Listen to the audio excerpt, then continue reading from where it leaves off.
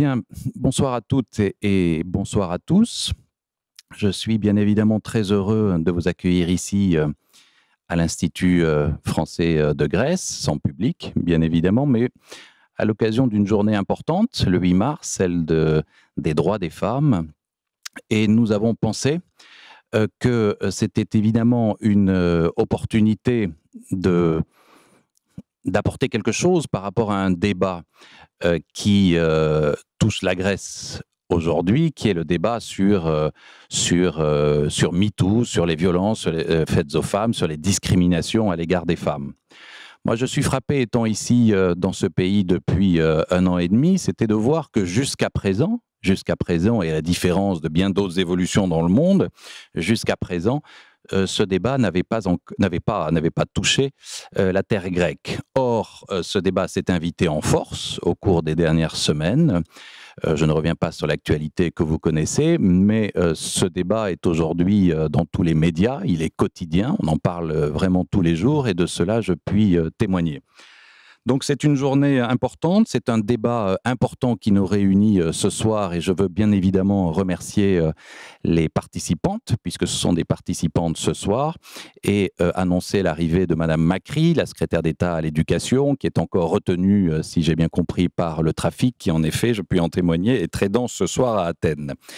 Mais néanmoins, je crois quand même que je suis même très heureux que ce débat sur MeToo atteigne la Grèce aujourd'hui. Je crois que c'est une vague géante qui s'est levée il y a 3 ans aux États-Unis et qui aujourd'hui touche l'ensemble des pays européens. Donc il est bien normal que la Grèce soit également dans ce débat. Je crois que c'est un moment et sans galvauder l'adjectif, mais je crois que c'est vraiment un moment historique que nous vivons. Je crois nous sommes à l'aube d'un vrai changement de civilisation. Moi, je suis ravi que le féminisme s'invite dans nos débats publics. Je crois qu'effectivement, ça fait partie des conquêtes qui nous restent à faire, et pas seulement pour les femmes, pour les hommes aussi. Je crois qu'on est peut-être à l'aube d'un changement de société. Et donc, à ce titre, je crois que le débat que nous aurons ce soir sera utile et il sera suivi d'un film qui a été réalisé par Annette Lévy-Villard, qui s'appelle Chronique d'une onde de choc. Je crois que le titre dit bien ce que sera la thématique de ce film et j'incite vraiment ceux qui nous écoutent ce soir à rester après l'heure de débat que nous aurons ensemble, parce que ce film est tout à fait instructif, très pédagogique. Il raconte comment ce débat s'est invité dans nos sociétés. Voilà, mais sans plus attendre, je passe la parole à celle qui va animer nos débats. Je passe la parole à Agnès, que je remercie vraiment du fond du cœur d'avoir accepté d'organiser ce débat. Je vous rends la parole. Merci à toutes. Merci beaucoup, Monsieur l'ambassadeur, pour ces mots d'introduction. Et à mon tour, je vous souhaite à toutes et à tous la bienvenue. Bienvenue à cet Institut français de Grèce qui organise ce débat et qui est un débat, comme l'ambassadeur vient de le rappeler, qui est extrêmement important, d'autant qu'il se déroule cette journée internationale des droits de la femme.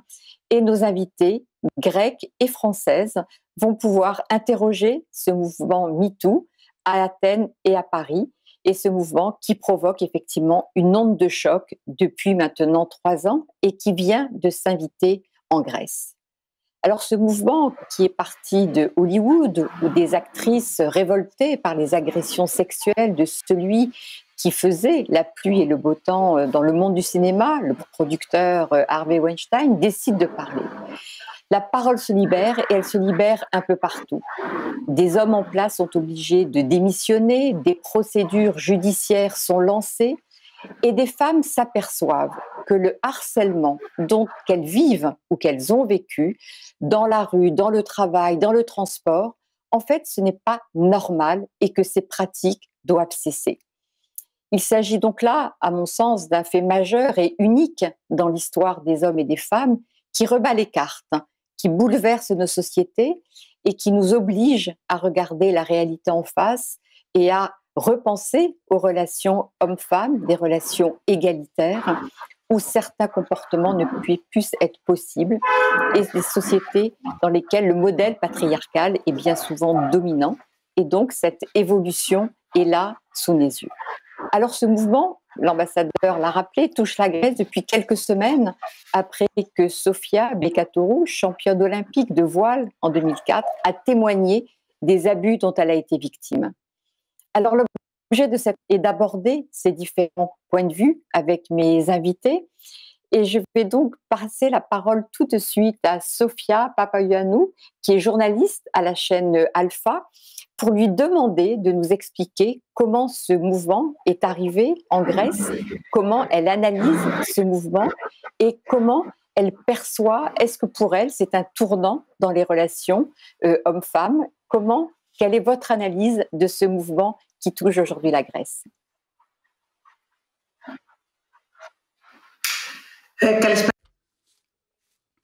Merci. Bon, merci pour cette invitation. Je considère que cette journée est inondée de discussions sur ce sujet. Ce n'est pas le sujet d'une seule journée. J'espère que cette discussion se poursuivra dans nos sociétés les jours à venir.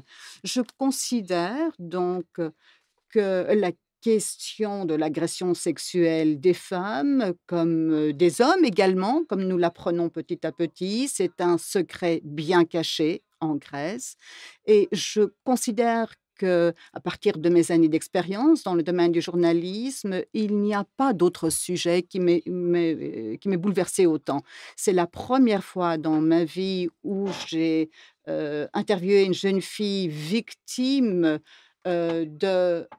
d'agression sexuelle par son entraîneur dans gymnastique, et c'est la première fois où j'ai dû arrêter l'interview, car je n'arrivais plus à suivre.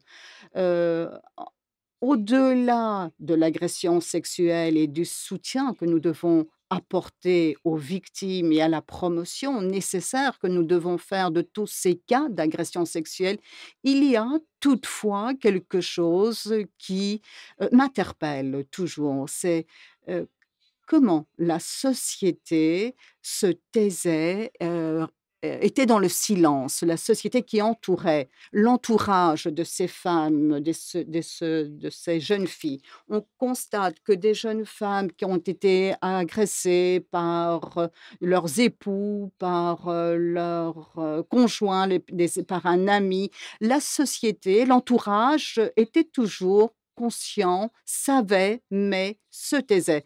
Et c'est tout aussi choquant que l'agression, l'harcèlement d'une femme. Je crois que c'est une des premières choses qui doivent changer dans notre société, la société grecque. Notre société pouvoir parler, et que les femmes doivent également cesser d'avoir peur et qu'elles occupent des postes de fonction. Les femmes savent très bien que les comportements doivent changer, et je pense que si j'ai appris quelque chose à travers le reportage, c'est que les changements commencent par la société et ensuite dans la législation, dans la politique d'un pays. Je considère donc que nous avons tous une part de responsabilité, en commençant par l'éducation de nos enfants, par leur éducation en termes de sexe, d'égalité des genres, d'éducation sexuelle. Ensuite, dans l'environnement de travail et leur mode de comportement dans la vie, dans la société. Si nous apportons ces changements dans notre vie personnelle, je pense que ces changements vont petit à petit venir dans nos sociétés.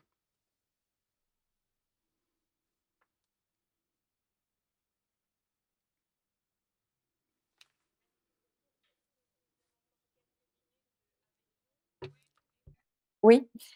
Alors, quelle est ou quelles seraient pour vous les premières mesures vraiment à prendre pour justement sortir de ce silence parlé? Vous avez l'éducation, mais l'éducation, c'est un processus parfois un peu long. Donc, qu'est-ce que vous souhaiteriez puisse arriver le plus rapidement possible pour que ces changements évoluent et pour que la société véritablement prenne conscience de citer?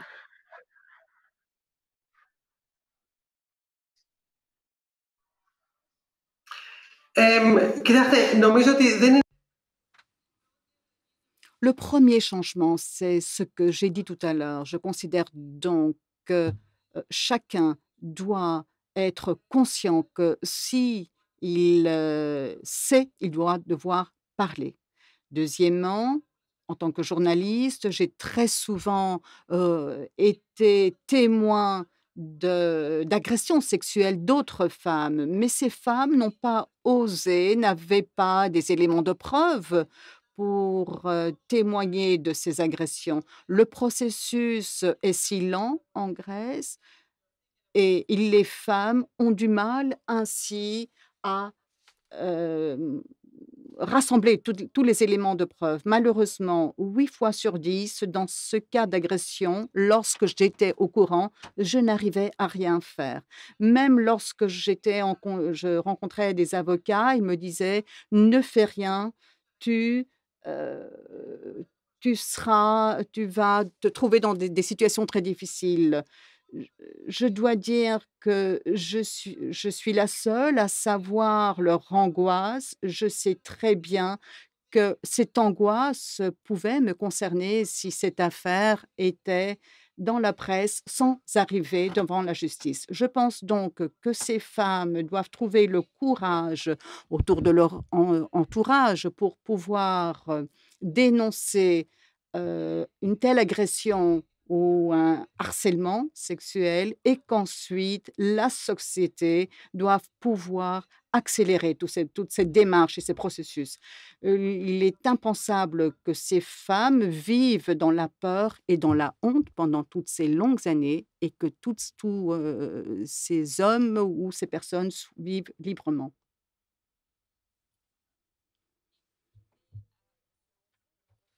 Ποια είναι σύμφωνα με σας, γιατί αυτό το κίνημα Grèce, puisque c'est un mouvement qui a été lancé maintenant il y a plus de 3 ans.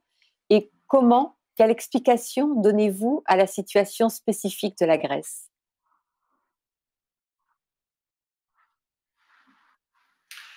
νομίζω ότι η Ελλάδα είναι La Grèce est un petit pays. Je pense, que les arguments sont les mêmes comme partout dans les autres pays. Il a été démontré par des études qu'une femme sur 3 qui a subi une agression par un conjoint ne dénonce pas cette, agression. Je pense que c'est une question de honte, de manque de soutien de la société grecque. Je pense que les femmes doivent elles-mêmes apporter le soutien aux autres femmes qui arrivent à dénoncer ces cas d'agression et petit à petit, ce soutien, ce support fera que la parole va se libérer. Je pense que c'est la peur qui les contraint à ne pas parler et l'on constate qu'après une première révélation, nous avons toute une vague de révélations. Il en va de même pour, les hommes, mais étant donné que je me réfère aux femmes parce que c'est la journée dédiée aux femmes. Nous avons donc besoin de soutien à ces femmes pour qu'elles puissent parler, oser parler et c'est à nous de leur apporter notre soutien. Et pensez-vous que les journalistes puissent apporter un soutien justement en faisant connaître, en participant à cette information donnée aux femmes, en les aidant? Est-ce que vous, dans votre fonction de journaliste, vous participez à cette prise de conscience et que vous pouvez et que vous avez un rôle important?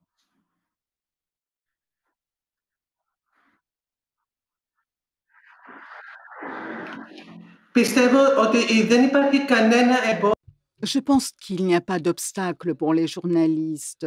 Ils peuvent, dévoiler cela dans la presse.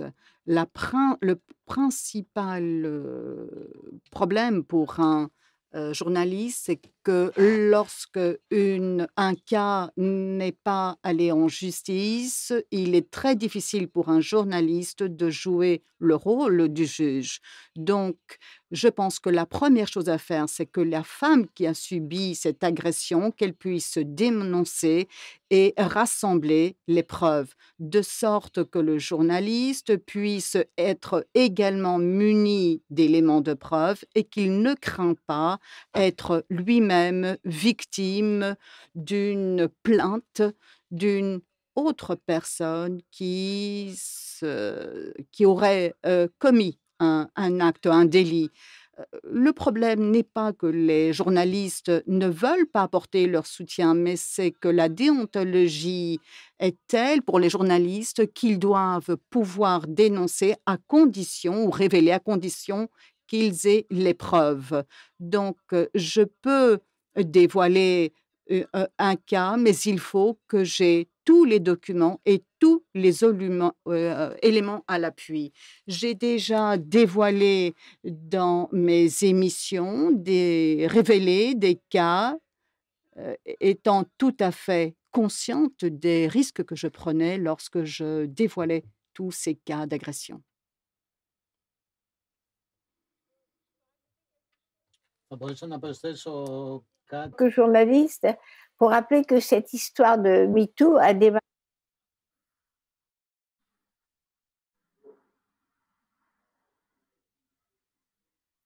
fait l'enquête justement sur Harvey Weinstein et qui ont trouvé suffisamment de preuves, le travail que vous faites, que nous faisons, suffisamment de preuves pour pouvoir écrire des articles sur les viols et les agressions sexuelles du producteur de Hollywood. Et qu'après, la justice a suivi. Et les femmes ont témoigné et hashtag MeToo s'est développé dans le monde entier. Mais rendons grâce à nos amis journalistes qui ont quand même eu le courage de lancer cette affaire qui a pris une ampleur planétaire. Merci beaucoup, Annette, aussi pour cet élément. Et je vois que Madame Zaha Makri, qui est donc secrétaire d'État à l'éducation, vient d'arriver. Donc, je vais lui donner la parole tout de suite, bien évidemment, en vous remerciant, Sophia Papayanaou, pour votre témoignage. Je crois que vous devez parler. Si vous avez l'occasion de rester, nous serons ravis de continuer à vous accueillir sur ce plateau, bien évidemment. Madame la ministre, comment vous analysez-vous ce mouvement MeToo qui touche la Grèce, alors de façon très récente par rapport à d'autres pays, et quelles sont les actions que vous menez en tant que membre de ce gouvernement face à ce mouvement qui a pris une ampleur en Grèce également?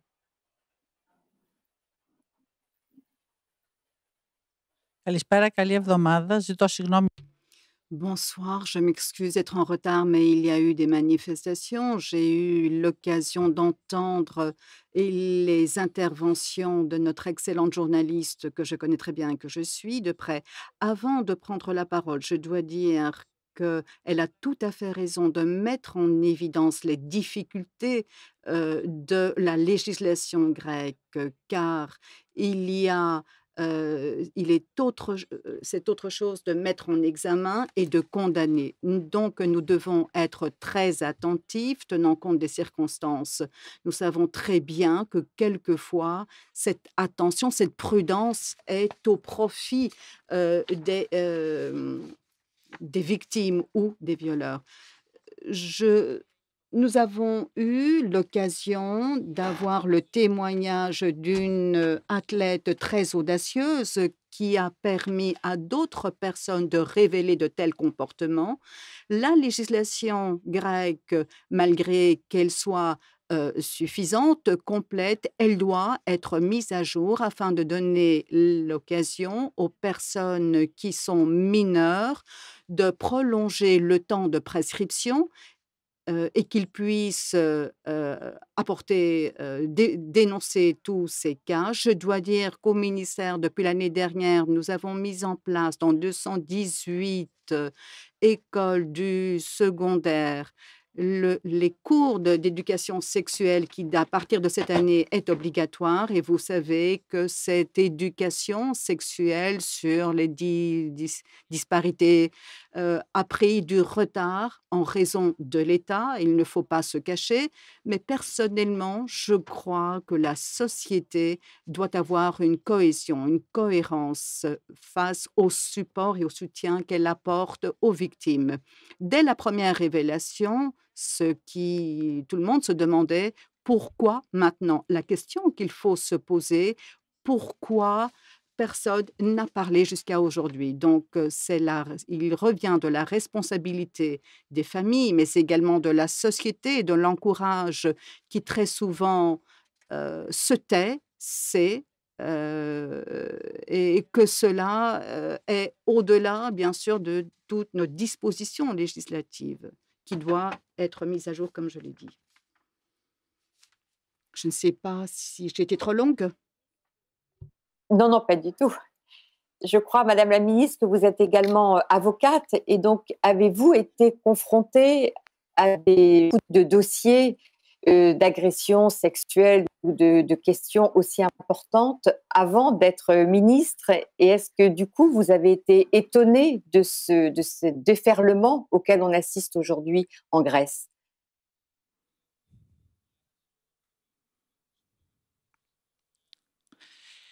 Δεν με εκπλήσει η διάχυση, με εκπλήσει καταρχάς ο αριθμός. Non, je ne suis pas étonnée par cette déferlante, mais surtout par le nombre important de personnes soutenues aujourd'hui par leur entourage amical et social.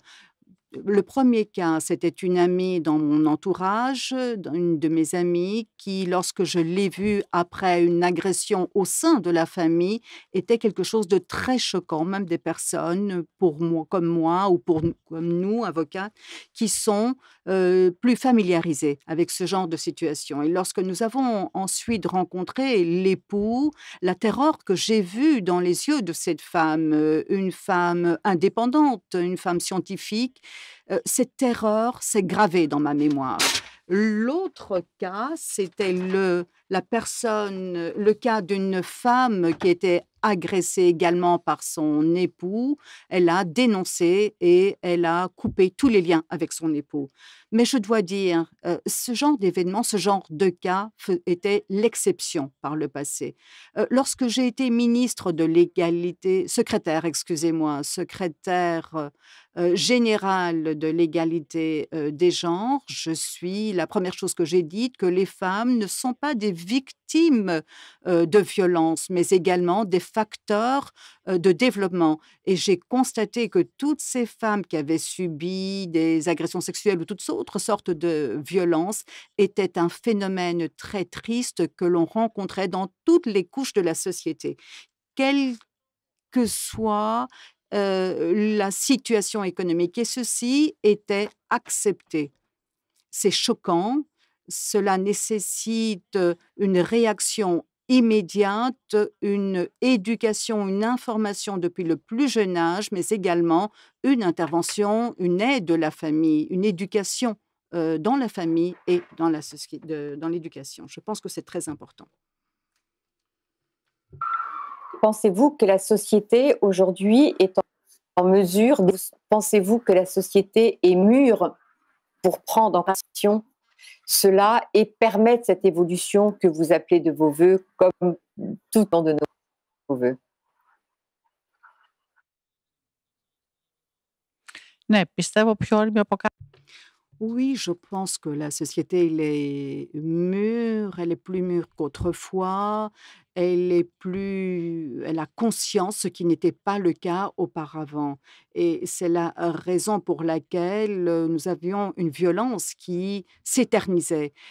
Nous parlons des femmes qui sont très vulnérables, mais il y a également des hommes qui sont victimes d'autres personnes, des personnes victimes de personnes qui sont en position de pouvoir et sans être sanctionnées. Oui, je pense que notre société est plus mûre et j'espère que cette maturité ne soit pas due à l'explosion de ce phénomène, mais ce soit une réaction de la société qui va imposer et interdire désormais de ce genre d'agissement, de comportement.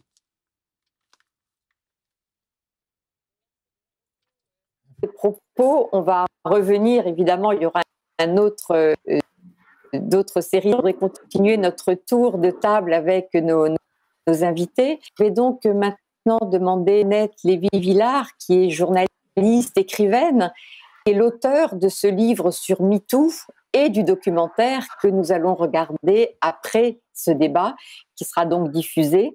Et donc, je voudrais savoir, Annette Lévy-Villard, vous qui avez donc beaucoup travaillé depuis 3 ans sur ce thème, comment pouvez-vous nous dire, maintenant que nous avons parlé de la Grèce, comment ce mouvement a commencé en France et comment on peut expliquer les réticences que nous avons vues aussi en France, même de la part de certaines femmes qui ont exprimé des inquiétudes souvent, estimant que ça pouvait peut-être mettre en question la relation homme-femme. Et donc, il y avait cette réticence et qui, pour certains, ont fait dire qu'il y avait une exception française. Alors, comment voyez-vous? Il y a toujours une exception française. Je voulais juste rebondir 30 secondes sur ce qui vient d'être dit. Et évidemment, que je viens d'entendre et je trouve ça très intéressant de voir ce qui se passe en Grèce aujourd'hui, alors que ça a pris 3 ans pour que MeToo touche le sol grec. Mais on retrouve la même chose, c'est-à-dire que les femmes parlent, elles ont toujours parlé comme Madame le secrétaire d'État ou la secrétaire d'État vient de dire, elles parlaient, elles avaient peur de parler et surtout elles n'étaient pas entendues, elles n'étaient pas écoutées. Et là, la nouveauté de tout ce mouvement, c'est qu'elles parlent et cette fois-ci, on écoute. Donc, elles ont moins peur de parler parce qu'on écoute. Et du coup, les lois changent, l'attitude de la police, l'attitude de toutes les institutions fait que cette écoute fait bouger les strates de la société. Donc, ce qu'on voit en Grèce, on le voit absolument à différents moments, parce que tout le monde ne démarre pas en même temps, mais c'est un peu la même chose. Et l'autre chose qu'on voit en Grèce, qu'on a vu aussi en France et ailleurs, surtout en Amérique, ça démarre avec des femmes qui sont plus en position d'être écoutées. En Grèce, c'est la championne olympique de voile et des personnalités connues. En Amérique, c'était des actrices, des stars. En France, le débat a commencé aussi par le cinéma, avec les pour et les contre dont on va parler, mais ça commence en haut, et puis après, ça touche toutes les couches de la société. Alors, pour répondre à votre question, Agnès, sur l'exception française, oui, il y a une exception française qui est en particulier l'anti-américanisme. Et tout ce qui vient d'Amérique est suspect. Ce sont des puritains, ils veulent nous empêcher de draguer, de séduire, ils comprennent rien à la courtoisie à la française. Voilà, c'est le monstre du puritanisme qui arrive. Il y avait une réticence très forte chez les femmes et chez les hommes, pas simplement les femmes, mais les femmes et les hommes, et surtout chez nos intellectuels, au nom de nous, les Français, on n'a pas de leçon à prendre du puritanisme américain. Et de l'autre côté, il y a des actrices qui ont commencé à prendre la parole, à dire, écoutez, ça nous est arrivé, producteurs, réalisateurs, agents, etc. On a toutes vécu des situations de harcèlement sexuel entre des hommes qui ont le pouvoir et des femmes qui sont en général plus vulnérables, des jeunes actrices qui débutent. Parce qu'Harvey Weinstein, par exemple, s'attaquait aux jeunes actrices qui débutent, qui arrivaient à Hollywood, qui avaient 20 ans, 21 ans, 22 ans, qui étaient vulnérables. Et lui était le grand producteur de Hollywood qui pouvait faire ou défaire leur carrière. Et donc, vous avez toujours la question du pouvoir, c'est-à-dire un homme, ça peut aussi être une femme, c'est quand même à 80-90% des hommes, qui ont un pouvoir, que ce soit économique, physique, moral, religieux, et qui utilisent ce pouvoir pour forcer des femmes à accepter des agressions sexuelles. Et ça existe effectivement absolument dans tous les secteurs de la société, comme on le voit.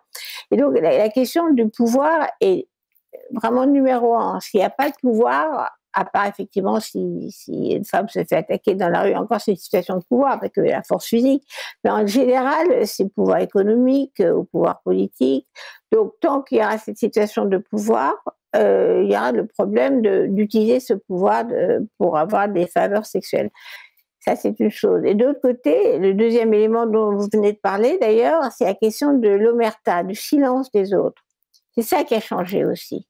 Il y avait ce couvercle posé sur tous ces abus. On savait, en particulier dans le sport, puisque chez vous, c'est cette championne olympique de voile qui a été la première à lancer le mouvement. Le sport a été vraiment un des endroits de prédation des entraîneurs sur les jeunes athlètes qui sont en général très jeunes au départ, donc très vulnérables et très impressionnés par leur entraîneur. Donc le sport a été vraiment un endroit où il y a eu énormément d'abus sexuels.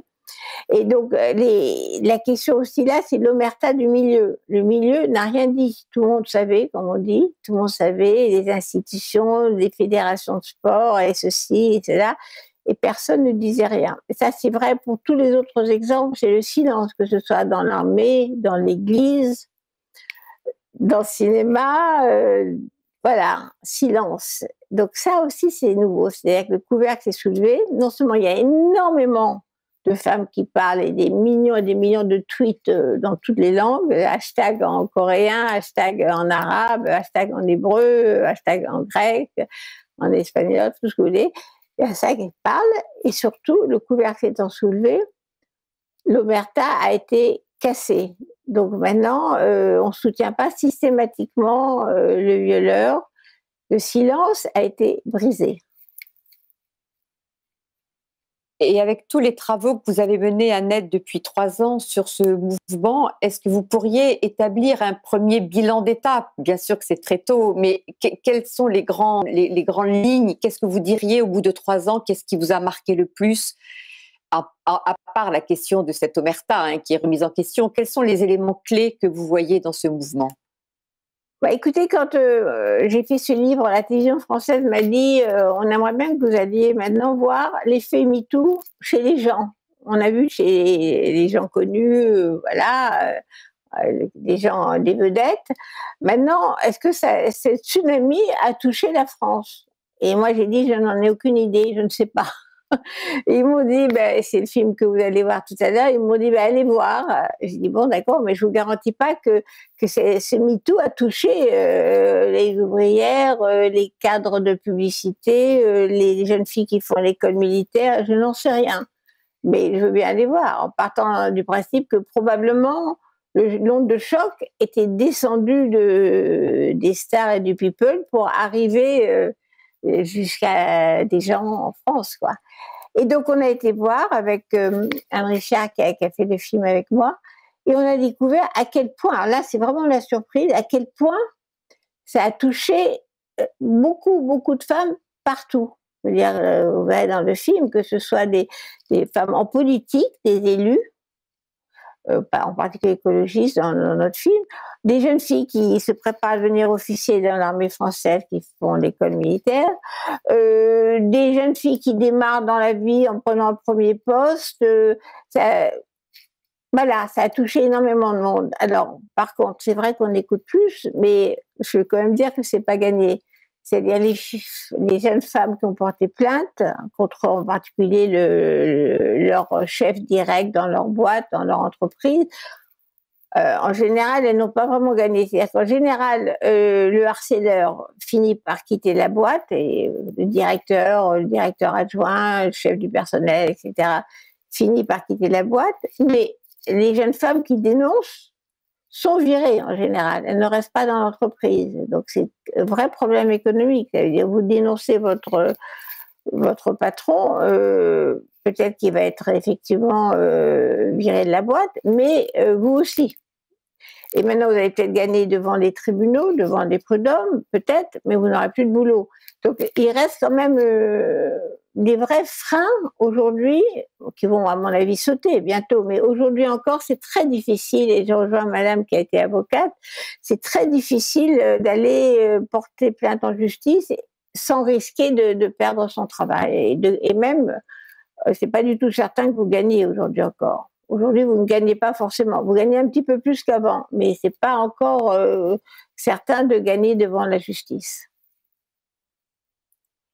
Merci beaucoup. Alors maintenant, je vais demander à Stella Casdagli, qui est écrivaine et cofondatrice de l'association Women on Top, qui travaille pour l'autonomie professionnelle des femmes, l'égalité au travail et l'égalité des sexes. Donc vous êtes au cœur du sujet qui nous réunit ce soir. Et donc, quelle appréciation faites-vous, vous, de ce mouvement en général, de ce mouvement en Grèce? Avez-vous des remarques par rapport à ce qui a déjà été dit? Voilà, à vous de nous faire part de vos réflexions sur ce thème.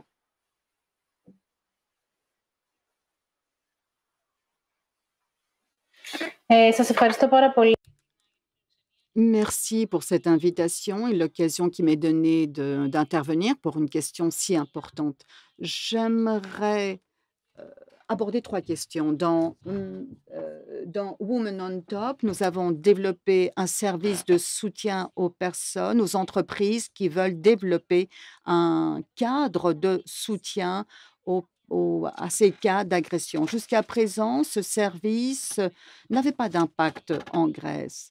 Et nous savons pourquoi, car comme il a été dit par les intervenantes avant moi, en Grèce, nous avons une mentalité patriarcale, profondément patriarcale. Je ne sais pas si c'est une question de pays ou une question de circonstances, où nous n'avions pas eu encore l'occasion de revoir certains clichés du passé. Mais au-delà de ce manque de confiance à la société,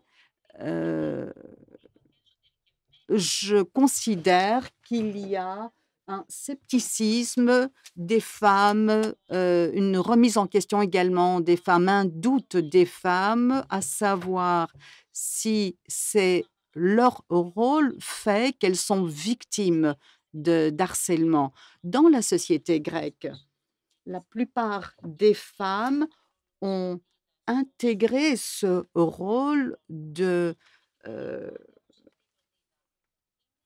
soutien, de soins qu'elles doivent apporter. Mais est-ce que dans le cadre de ce rôle, elles sont obligées d'accepter tous ces comportements qui enfreignent, qui vont contre notre désir, notre volonté? Avant de venir à cet événement, j'ai participé à un événement qui était dédié aux enfants et j'ai écrit un conte sur les enfants. Et nous avons discuté du caractère très patriarcal des contes dans La Belle au bois dormant, où le prince vient voir la princesse et l'embrasse.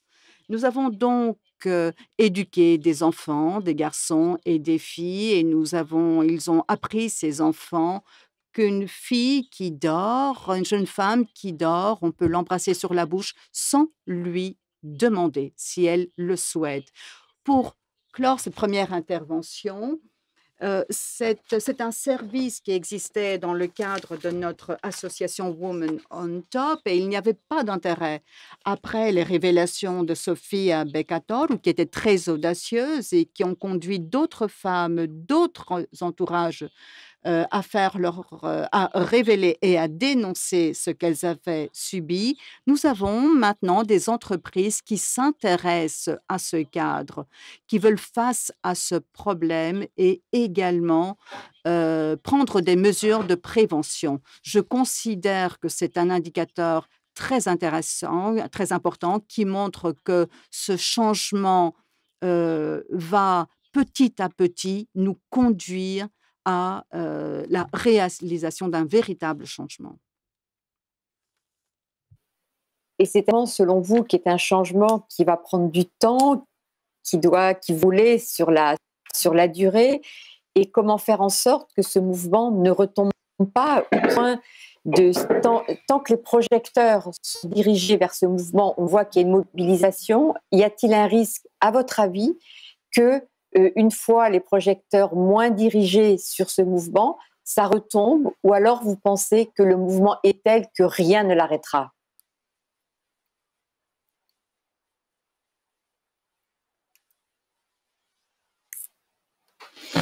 Όχι, δεν νομίζω ότι το κίνημα είναι τόσο ισχυρό που τίποτα δεν μπορεί να... Non, je ne pense pas que ce mouvement est si si fort qu'il ne puisse être freiné.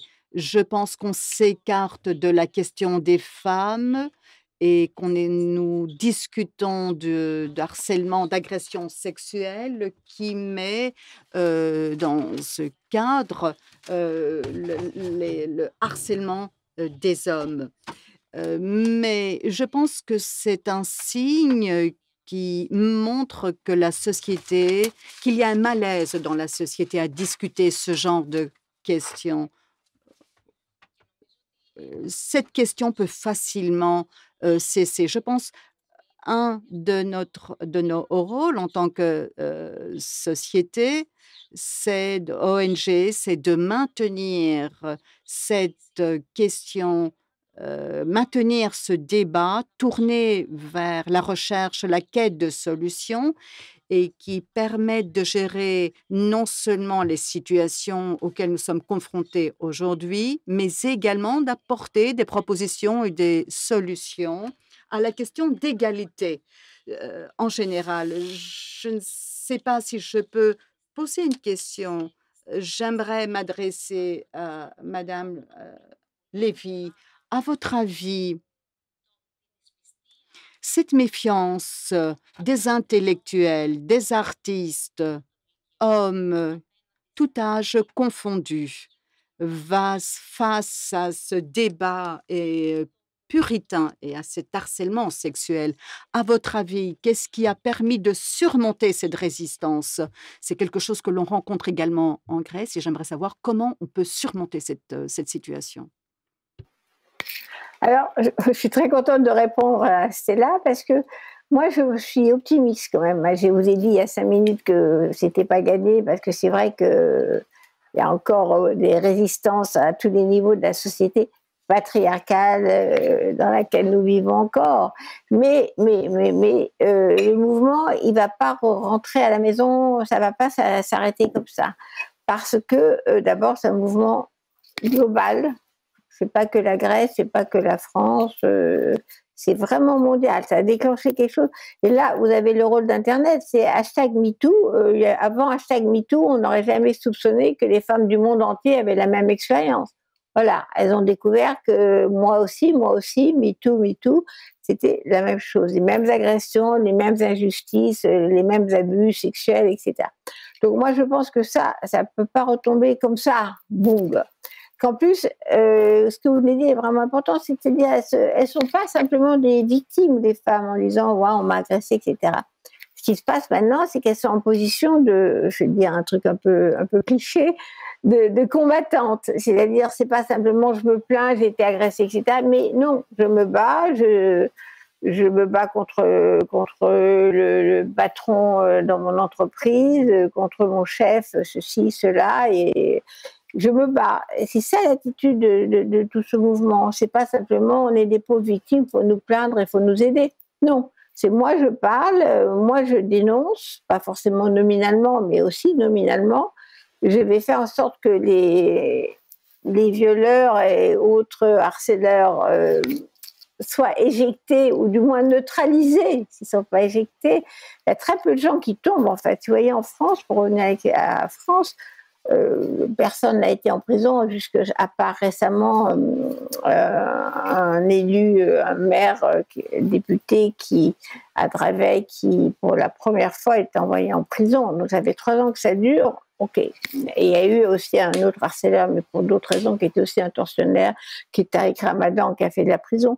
Mais par rapport aux dizaines de cas qui ont été soulevés en France, bon, il y a très peu de sanctions.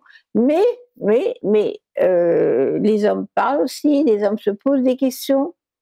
Et dans l'histoire des femmes, parce que moi j'ai donné des cours sur l'histoire des femmes aux États-Unis, c'est toujours 2 pas en avant, 1 pas en arrière. Ça avance, ça recule, mais ça recule pas aussi loin. On retourne pas au Moyen-Âge. Donc il y aura des hauts et des bas, comme on voit avec la question de l'avortement en Europe. On recule, on perd du terrain. Mais fondamentalement, l'histoire des femmes, surtout au XXe siècle et maintenant au XXIe siècle, avance. Je ne dis pas que c'est gagné, mais c'est quand même un mouvement qui ne retournera pas en arrière. Comme on ne retourne pas en arrière sur la question de l'égalité, dans nos sociétés occidentales, on est tous d'accord maintenant, et les lois sont là pour dire qu'il faut l'égalité. Ce n'est pas forcément appliqué, mais dans les lois, dans les États modernes, occidentaux, on est pour l'égalité entre les hommes et les femmes. Ça, c'est acquis, mais ça, c'est nouveau. Merci beaucoup. Madame la ministre, je voudrais revenir vers vous pour savoir comment ce mouvement MeToo éveille la classe politique en Grèce. Est-ce qu'il y a une prise de conscience au niveau des politiques? Est-ce qu'il y a vraiment des mesures politiques fortes qui ont été prises ou qui sont en cours d'élaboration, puisque j'imagine que ça prend un petit peu de temps pour éventuellement même changer l'arsenal juridique pour pouvoir répondre aux questions qui sont posées par ce mouvement. Que pouvez-vous nous dire de cette évolution dans le domaine politique, mais également juridique?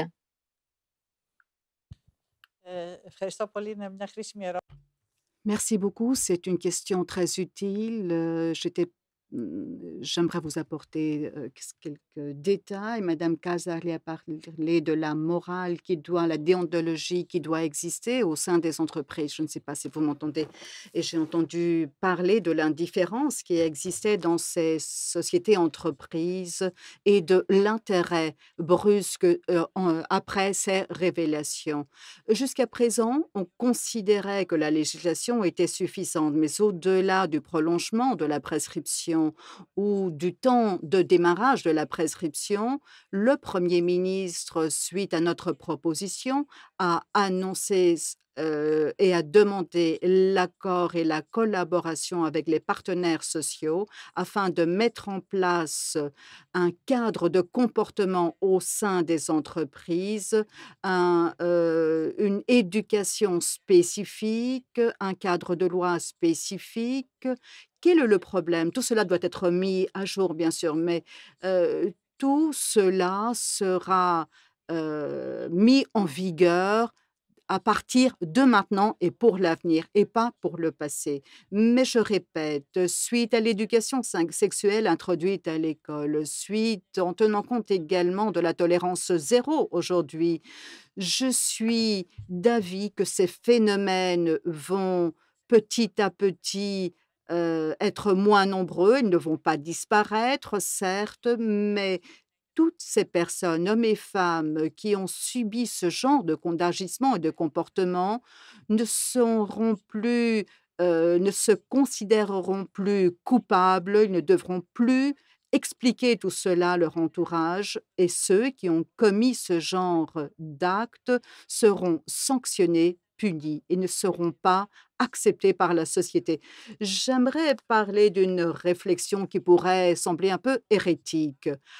À votre avis, personnel, mais également des autres, dames qui participent à notre débat, est-ce que nous risquons de passer de l'omerta, du silence absolu, à ce manque d'intimité, manque de confiance entre, nous? Est-ce qu'il n'est pas peut-être, il faudrait bien sûr éviter ce genre de comportement, mais il ne faudrait pas avoir toujours à l'esprit qu'il ne faut pas passer d'un extrême, celui que nous vivons aujourd'hui, passer à l'autre extrême qui serait également injuste. La perte de confiance et d'intimité entre les couples et entre nos relations amicales et autres. À Stella aussi de répondre, parce que je pense que c'est important que d'entre vous. Bien sûr, mais il ne faut pas, dans nos sociétés, dans notre vie, à toutes, tous les hommes ne sont pas des violeurs. Les cas dont on parle, c'est des cas où des gens utilisent leur pouvoir de façon à effectivement forcer une relation sexuelle qui n'est pas consentante. Ok, mais dans notre société, tout le monde n'est pas un violeur. Dans notre vie, tous les hommes ne sont pas des violeurs. Donc nos relations entre les hommes et les femmes dans notre vie quotidienne n'est pas endommagée par le fait que les gens qui subissent des choses injustes, comme effectivement être forcée d'avoir des relations sexuelles qu'elles ne souhaitent pas, pourront refuser. Mais ça ne concerne pas tout le monde. Ça concerne des cas désagréables extrêmes, qui sont nombreux, on est d'accord, mais ce n'est pas tout le monde. Donc je pense que ça ne change pas nos relations amoureuses dans la vie quotidienne que nous connaissons. Stella, est-ce que vous pouvez répondre aussi, à donner votre avis, en tous les cas, après l'intervention de Madame la ministre?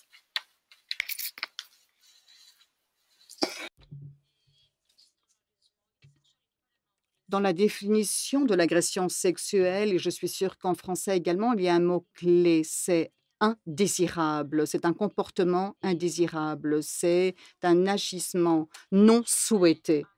Je pense que si à partir de notre relation, nos communications, nos contacts, si on essaye d'éliminer tous ces actes qui sont indésirables, toutes ces demandes indésirables et récurrents, que nous allons perdre de ces comportements spontanés de notre tempérament méditerranéen.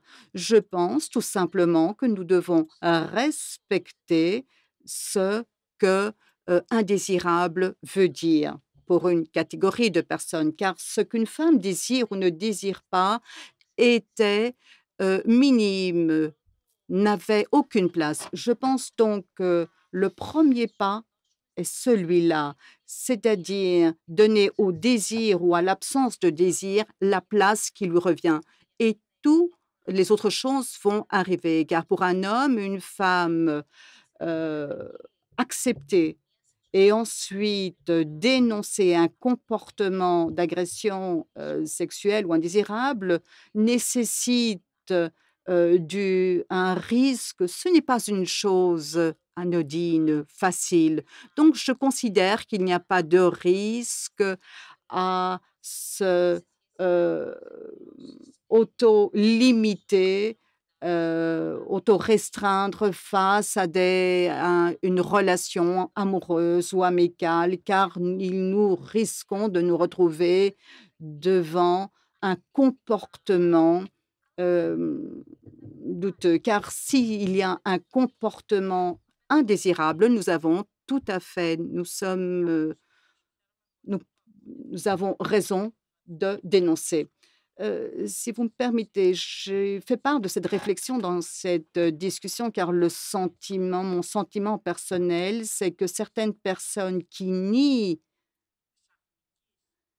cette capacité brusque des victimes à dénoncer ce qu'elles ont subi, elles se cachent derrière la crainte que nous allons arriver à l'autre extrémité. Je suis heureuse de voir que cette réaction, vous la soutenez également. Et je vais ajouter à ce que Mme Kaas-Darlier a dit, il est très douloureux pour une victime de dénoncer. Notre rôle est de rendre cette émotion, cette douleur moins dure, moins difficile. Et nous devons donc car cela hante les victimes, nous devons, en tant que société, faciliter cette démarche.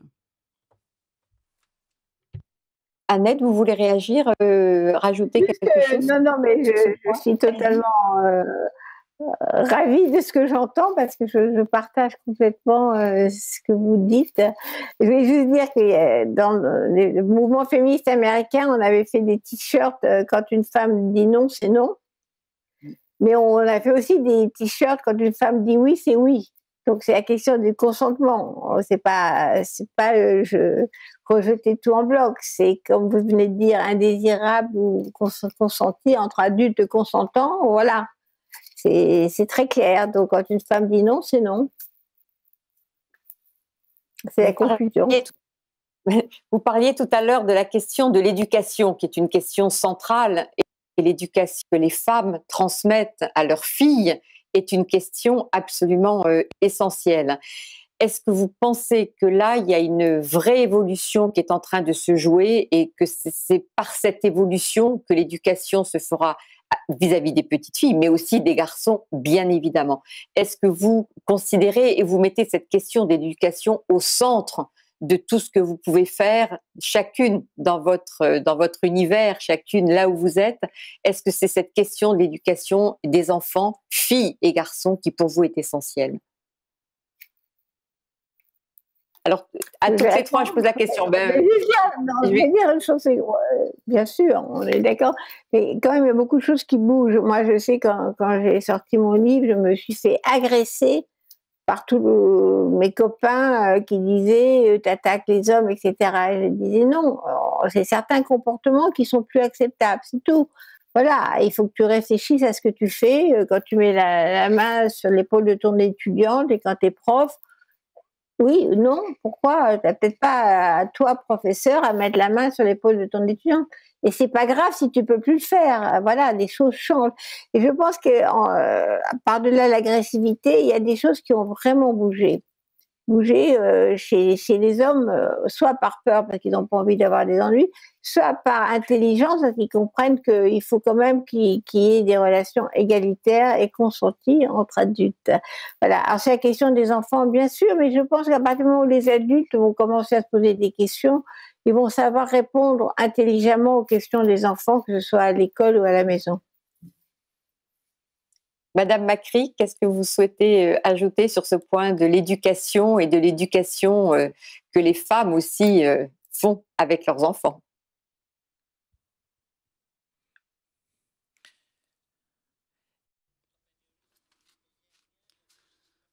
Vous faites référence à la famille. Je vous ai parlé tout à l'heure des initiatives de la société, de l'État, mais vous avez tout à fait raison de le dire, car tenant compte de la journée d'aujourd'hui, les femmes qui éduquent des enfants ont une forte responsabilité. C'est peut-être une règle, je ne sais pas. C'est un phénomène que l'on rencontre dans les familles grecques. Et je suis sous le contrôle de madame Casarli. Très souvent, la façon dont nous éduquons les filles et les garçons est différente en Grèce. Très souvent, on parle, dans certaines régions, on parle de l'enfant, qui est le garçon, et de la fille pour la fille. Dans certaines régions de la Grèce. Il y a 20 ans, lorsque une de mes amies avait fait une étude et avait constaté que les femmes qui étaient au Parlement à l'époque étaient filles d'hommes politiques, comme moi-même, ou des filles de familles où il n'y avait pas de garçons. Donc, elles avaient l'occasion, ces femmes, de s'intéresser à un métier, à une fonction plus extravertie. Et c'était une remarque très intéressante à laquelle je n'avais pas pensé. Donc, nous devons prendre soin dans notre rôle, dans le cadre de notre rôle en tant que femme, épouse, femme dans la politique ou dans notre profession, de ne pas envoyer les mauvais messages aux enfants que nous éduquons. Et il faut savoir que petit à petit, ce message sera transmis euh, tous ceux qui sont éduqués par nous-mêmes ou qui nous imitent. Ajouter et donner votre point de vue sur cette question?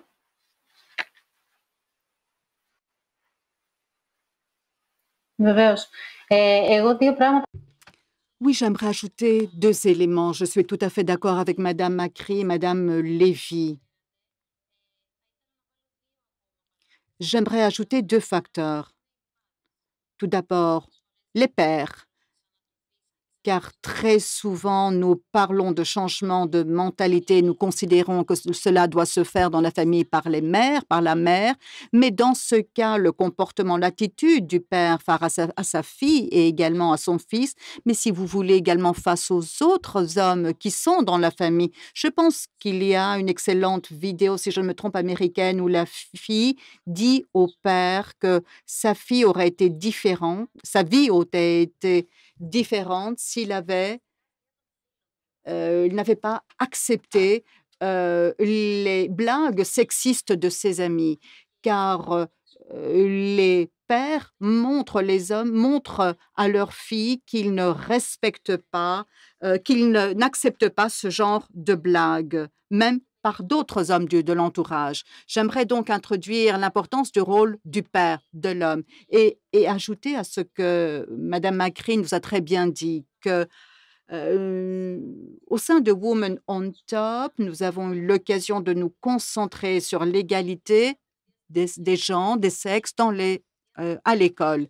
Nous nous sommes demandé si nous allons nous adresser directement aux enfants ou aux enseignants. Et il est important de prendre ces distances et de faire également une formation des enseignants, car toutes ces personnes qui sont en contact au quotidien avec nos enfants, ils introduisent dans l'éducation leurs préjugés, la façon dont ils ont été éduqués. Je pense que la formation donc des enseignants est très importante dans ce cas. Une histoire très brève. Lorsque ma fille était au primaire, l'enseignant a demandé d'apporter un livre et elle lisait à l'époque un livre. Un livre qui parlait également de l'éducation sexuelle à l'école. Je n'étais pas sûre qu'elle devait apporter ce livre à l'école. L'après-midi, quand elle est revenue de l'école, elle m'a dit que voilà, je devais proposer un autre livre car beaucoup de parents ne voulaient pas que leurs enfants lisent ce genre de livre. Nous devons donc d'abord former les enseignants, qu'ils doivent pouvoir parler aux enfants sur l'égalité, sur le consentement, de sorte que nos enfants qui sont à l'école pendant 8 ou 9 heures par jour, ils puissent être, avoir toutes ces informations par des personnes qui sont capables de le faire. Si vous me permettez d'ajouter à ce que Madame Casdagli vient de dire, je ne sais pas si pour Madame Lévy, pour Madame Levallois, considère que c'est tout à fait différent de la société française. Tout à fait. Je suis tout à fait d'accord avec Madame Casdagli. Notre société est différente. Ce conte, je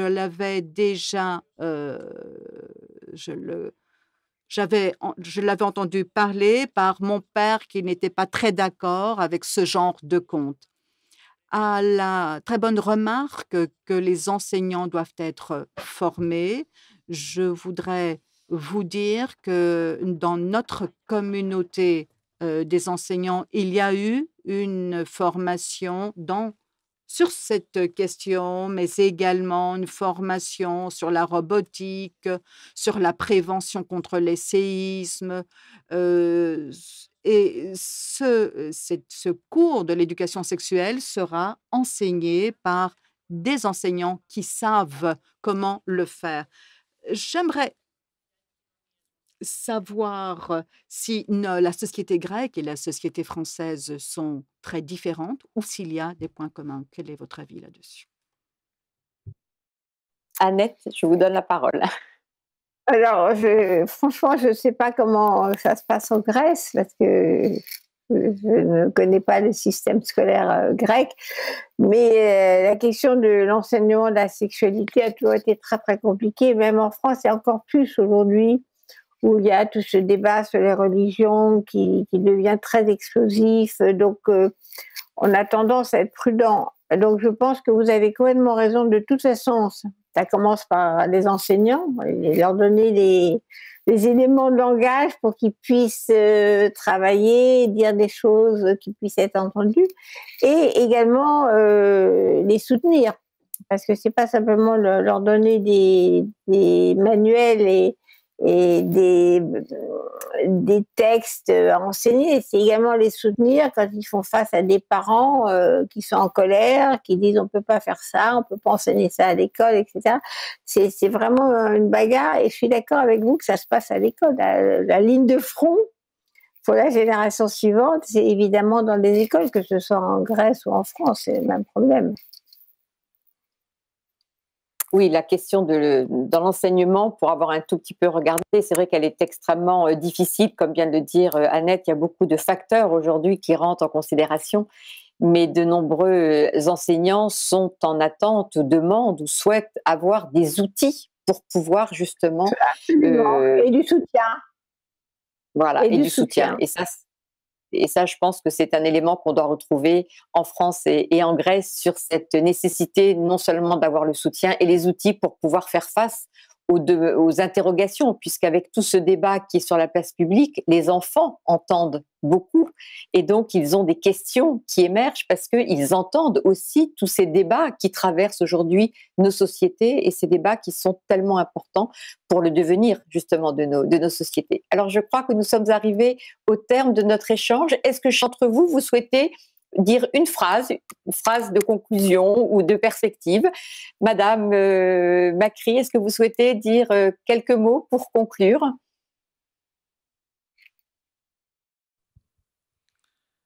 Δεν νομίζω ότι υπάρχει κάτι που δεν είπα. Θα συμφωνήσω. Non, je pense que ce que je voulais dire a été dit. Je suis d'accord avec Madame Levallois que les enfants doivent apprendre à travers des personnes qui sont formées pour le faire, pour enseigner ce cours, car quelquefois la famille n'est pas capable de le faire. C'est un véritable honneur d'avoir participé à ce débat, à des personnes qui ont eu une approche très sérieuse et grave à cette question. Je suis très heureuse d'avoir été accueillie. Merci. Que vous avez une phrase ou message que vous souhaitez faire passer à la fin de ce débat? Écoutez, moi aussi, je suis vraiment très contente d'avoir assisté d'avoir participé à ce débat parce que je vois c'est à un niveau très élevé par rapport au débat qu'on a eu en France pendant un moment qui était vraiment des invectives et des polémiques complètement inintéressantes, alors que là, on a posé des vraies questions, les difficultés, les progrès. Voilà, ça va dans le sens de l'espoir et du changement. Donc, je trouve ça formidable. Stella, y a-t-il un avant et un après MeToo?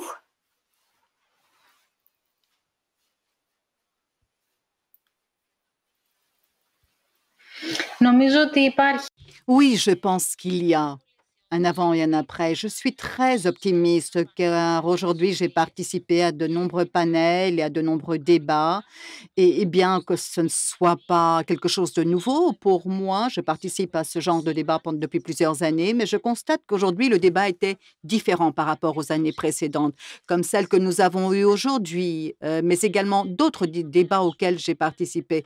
Nous avons pu aller un peu au-delà d'une approche superficielle. Je suis sûre que c'est une conquête pour l'avenir. Merci.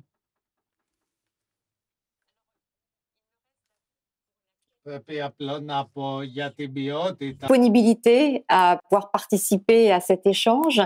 Merci à l'Institut français de Grèce qui permet cet échange entre Grecs, Françaises. Je crois que c'est très intéressant de confronter l'analyse de ce phénomène qui est un phénomène, je crois l'avoir déjà dit, qui marque nos sociétés. Et je vous invite vivement à rester connectés et à suivre la projection du documentaire de Annette Lévy-Villard que vous avez eu le plaisir d'écouter, documentaire qu'elle a réalisé avec Anne Richard, donc chronique d'une onde de choc et qui revient sur ces 3 ans écoulés et qui va éclairer ou qui va donner beaucoup d'éléments de réflexion suite à ce débat pour lequel permettez-moi encore de vous remercier et de remercier l'Institut français de nous avoir conviés à cet échange. Très bonne soirée et très bon visionnage du documentaire. Je l'ai vu, donc je peux me permettre de vous encourager vivement à le regarder en famille, parce que je pense que c'est important pour tout le monde. Merci.